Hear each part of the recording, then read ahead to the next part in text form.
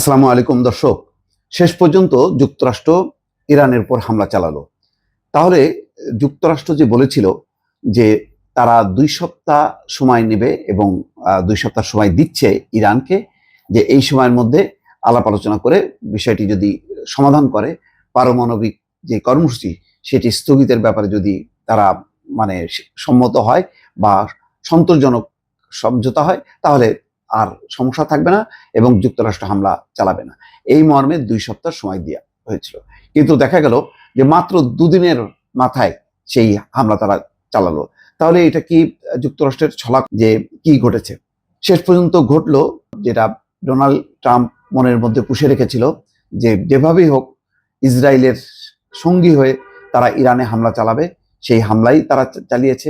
ইরানের 3টি পারমাণবিক স্থাপনা, যেই স্থাপনাগুলোকে বারবার ইসরায়েল এবং আমেরিকা বলছিল, বিশেষ করে ডোনাল্ড ট্রাম্প, যে এগুলিতে পারমাণবিক বোমা তৈরি করা হচ্ছে, ইউরেনিয়াম সেইভাবে মজুত করা হচ্ছে। কিন্তু ইরান বারবার চ্যালেঞ্জ করছিল যে এটা কোনোভাবেই না, এটা তাদের শান্তিপূর্ণ কর্মসূচিতে ব্যবহার করার জন্য, তাদের উন্নয়ন অন্যান্য কাজে ব্যবহার করার জন্য এই পারমাণবিক স্থাপনা। এবং তারা বলেছিল যে তারা যাতে সরজমিনে, বিশ্বের যে কোনো দেশ যাতে সরজমিনে এসে সেটি পরীক্ষা নিরীক্ষা করে। কিন্তু দেখা গেল যে না, সেই সব পরীক্ষা নিরীক্ষা, আলোচনা, সমঝোতা সবকিছু বাদ দিয়ে ডোনাল্ড ট্রাম্প আর ইসরায়েলের উপরেও না, তারা নিজেরাই হামলা চালালো।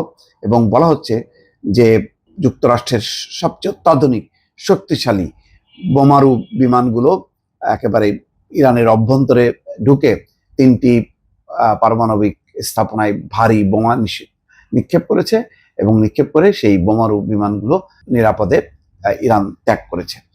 এখন কথা হচ্ছে, তাহলে ডোনাল্ড ট্রাম্প কেন 2 সপ্তাহ সময় দিয়ে দুদিনের মাথায় এই হামলা চালালো? এই নিয়ে বিবিসির খবরে বলা হচ্ছে, ইরানকে গত বৃহস্পতিবার সময় বেঁধে দিয়েছিলেন ডোনাল্ড ট্রাম্প নিজেদের পারমাণবিক স্থাপনাগুলোর উপর যুক্তরাষ্ট্রের সম্ভাব্য হামলা এড়াতে ইরান যেন আলোচনায় বসে। কিন্তু সেই সময়সীমা 2 সপ্তাহ নয়, হয়ে গেল মাত্র 2 দিন। শনিবার রাতে হঠাৎই ঘোষণা এলো, ইরানে 3টি পারমাণবিক স্থাপনায় বিমান হামলা চালিয়েছে যুক্তরাষ্ট্র। ট্রাম্প একে বললেন খুবই সফল অভিযান। তাহলে কি এই 2 সপ্তাহ শুধু ফাঁকি দেওয়ার ছল ছিল? ইরানকে কি ছুটির দিনে আশ্বস্ত রাখতে এই কৌশল নেওয়া হয়েছিল, নাকি ট্রাম্পের নিযুক্ত মধ্যস্থতাকারী স্টিভ উইটকফের নেতৃত্বে পর্দার আড়ালে চলা আলোচনাগুলো ভেস্তে গেল? এসব কারণেই কি ইরানে হামলা হলো? ইরানে যুক্তরাষ্ট্রের হামলা তাৎক্ষণিক ফলাফল নিয়ে এখন পর্যন্ত স্পষ্ট কিছু জানা যায়নি।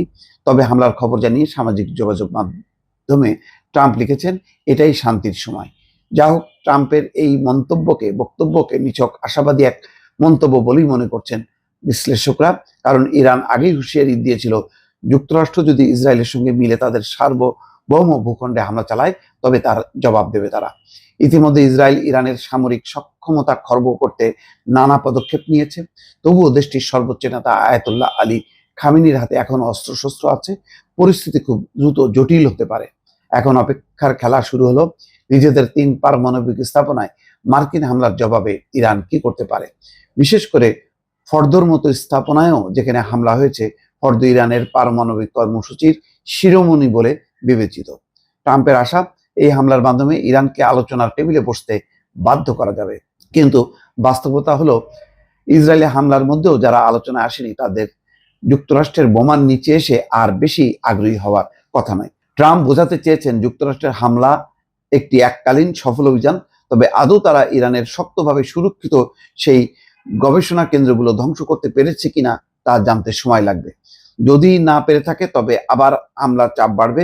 নইলে এই হামলা ট্রাম্পের জন্য রাজনৈতিক ঝুঁকি হয়েই থাকবে, যার বিনিময়ে সামরিক লাভ খুবই সামান্যই হবে। মোট কথা, এখন আলোচনার আর সম্ভাবনা খুবই কমে গেল।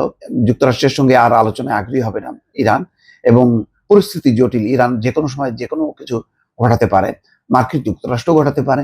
এবং দেখা যাচ্ছে যে ইরান এবং ইসরায়েলের মধ্যে যুদ্ধের যে তীব্রতা, সেই তীব্রতা কমার বদলে আরো বেড়ে গেছে। দর্শক, দেখা যাক পরিস্থিতি কি হয়। দর্শক, নিশ্চয়ই সেই খবরাখবর নিয়ে আপনাদের সামনে আবারও হাজির হব। ভালো থাকবেন। আল্লাহ হাফেজ।